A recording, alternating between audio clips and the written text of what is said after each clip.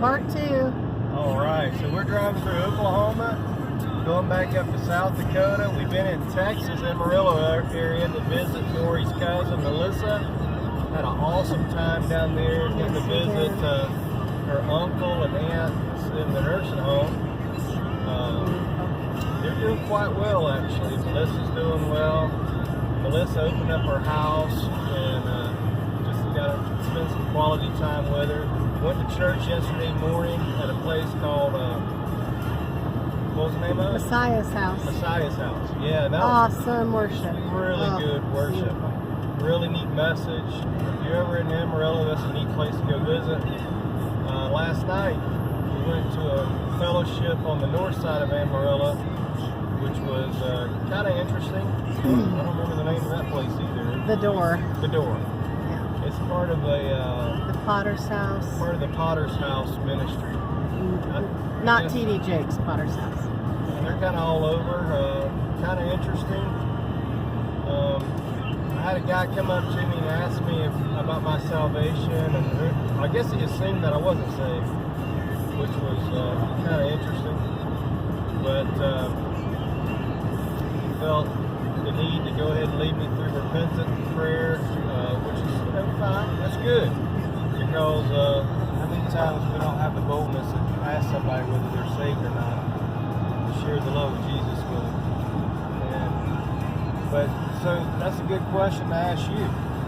Like, how do you respond when somebody asks you, how do you know that you're saved? That's a good question. How do you know that? What has God done for you that you know that you're saved? Have you had a conversion experience? Have your sins been washed in the blood of the Lamb? Is it enough just to believe on Jesus Christ, or do you have to react from the message that He's given us? How are you born again? Those are all good questions that a believer needs to even ask themselves. Yeah, like Paul said, you're supposed to, how does he put it? Question ourselves? Examine ourselves to see if we're in the faith. Yeah. So, like, there isn't a response. John 3:3 talks about a man must be born of the water, born of the Spirit, be baptized in water and be baptized in the Spirit. And Jesus even says that unless a man be born again, he can't enter into the kingdom of heaven. Like, what does that look like for you? And we know that demons even believe in Jesus, and they tremble. So how much more are we supposed to respond to the gospel that He's given us?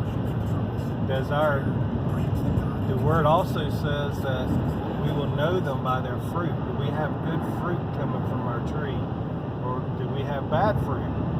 Jesus also said that two different types of fruit cannot come from the same tree. You're either of Him or not of Him. So we need to examine if we got bad fruit in our tree. Cut it back. So anyway, it's a good question for believers. They were kind of proactive and aggressive in his approach. Might scare off some folks maybe, but at least he's trying to do something for the kingdom, to spread the gospel, to see people are saved. I did get to share with him because there was a message about the church, and that they were really promoting that the church is the sanctuary, the church is where you get healed, delivered, saved. And it's true that we need to be in fellowship, but it's not true that the church is what saves you. And there's only one bride. She's either ready or she's not. And it's important that we're a part of that bride. So anyway, it was kind of interesting topic. Nice guy, nice family of worship. Kind of reminded us a lot of Nicaragua. The smell, kind of a religious type feeling in there, but that's okay. That's good worship. It's good to break bread with fellow believers. And anyway, we had an awesome time in Texas. It seems like there's a lot of churches here in Texas, and there's a lot of believers, and which which is really neat. Really friendly people. We've been in South Dakota, and you don't experience a lot of believers just walking in the streets, and people don't talk about their faith too much in South Dakota, and so it's kind of refreshing in that way, seeing people that Put it on their cars. I mean, they're not afraid to display their crosses on their houses and their cars. They have no problem talking about their faith, for the ones that we encountered anyway. And we got to go to the nursing home. Ellie sang, and she was in the cafeteria, and Ellie started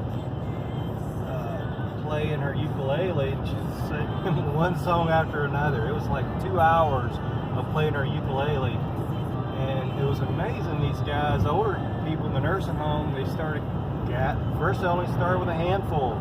Very soon, half the large cafeteria, there was a lot of people in there. They were just coming on their own to listen. Holy Spirit was drawing them. It was beautiful. And the amazing thing about it, some of them knew the songs, and they were joining in singing with Ellie, and they were contemporary, more modern type of worship songs. One lady was, she kept turning around to look at me, and she's probably more my age, wasn't elderly, and she was very nervous. She was shaking all the time, jiggling a leg or wringing her hands, a lot of anxiety. And when Ellie started to sing No Longer Slaves, she heard me singing, and she turned and looked at me in the eye at the same table, and she just stared at me as if I were singing to her. And then she quit shaking, and she quit wringing her hands, and she began to sing along. She knew those words. And I smiled at her, and she finally smiled, and she sat there through almost the entire 2 hours. And she was so touched. She knew many of the songs. And when I asked her about it, you seem like you knew those songs. You get to listen to Bethel type music in your room. And she said, oh, I do all the time. I love this music. I love this music. And I love to sing, and I love this music. And I love this music because I love Jesus. And she had gone from being very nervous, very frightened, couldn't smile, to talking about Jesus and loving Jesus, and she was smiling. So it was very special. There were people in wheelchairs who were wheeling their wheelchairs over to other people and telling them to be quiet because they were talking too loud, and it was just such a joy. And then after Ellie got done singing for 2 hours, she was done and kind of ran out of her music. And I had played piano for just a little while and couldn't keep going. And we sang a couple hymns a cappella. And as soon as we started to sing, they all joined in and broke off into parts. And it made me choke up. I almost started to cry because it was just like they knew the songs, not just the words, they knew the parts. And it was just beautiful, like when we all get to heaven. And it was so moving to see them. We got to pray for a couple of them, several of them. It was just beautiful, really beautiful time in the nursing home. And for John to get to meet, there's only 2 remaining brothers in my dad's side, so got to meet one of them, the oldest. So that was really neat, really special time. Yeah.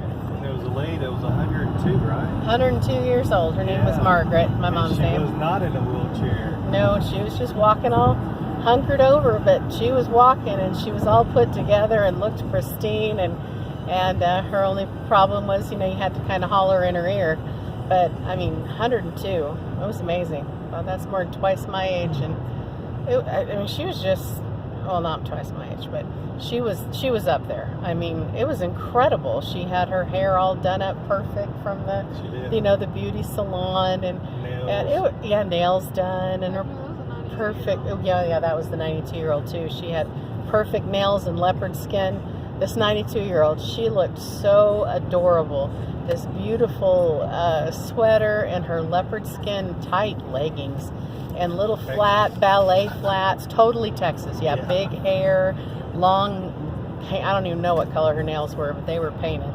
And just really, really, she kind of was mouthy a little bit, and she just made me laugh. So we had such an awesome day. We were there for 2 days. 2 days we spent hours at that nursing home and had such a nice time. That was really beautiful. We love going to nursing homes. Start to treasure the people, because each person in there, even though they might not be able to communicate or maybe their memory is failing, they have such a beautiful history, story behind them. And we find that there's a lot of life, even though they might be the end of their physical life, but there's a lot of life that's still left in them. And there's a lot of talent and gifts that's in them.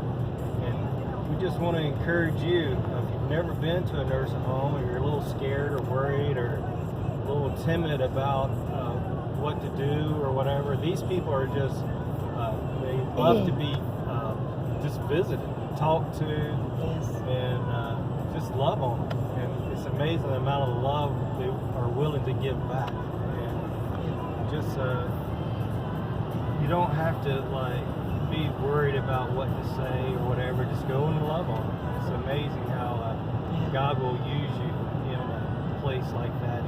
Amen. They don't have to be entertained. They just want the company. It's beautiful. It's a great place to.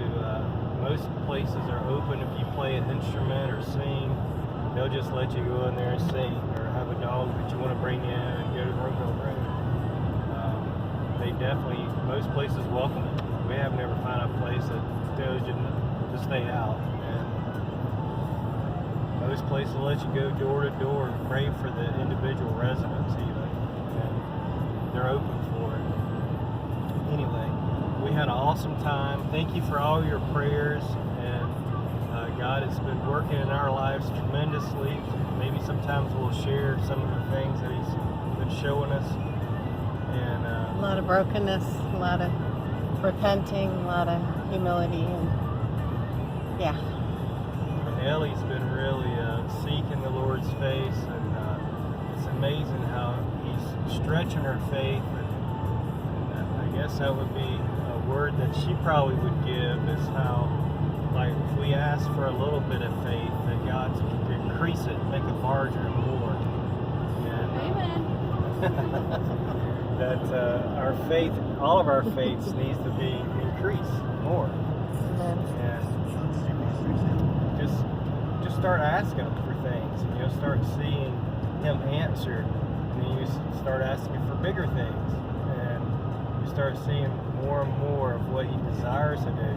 He desires to use His people to bring about His kingdom. Amen. And so that's our job, as His agent, His ambassador, to share the love of Christ to others. And anyway, keep us in your prayers, and we hope to see you sometime in the future. Until then, we bless you in the name of Jesus. In Jesus' name, be blessed. Amen. Amen.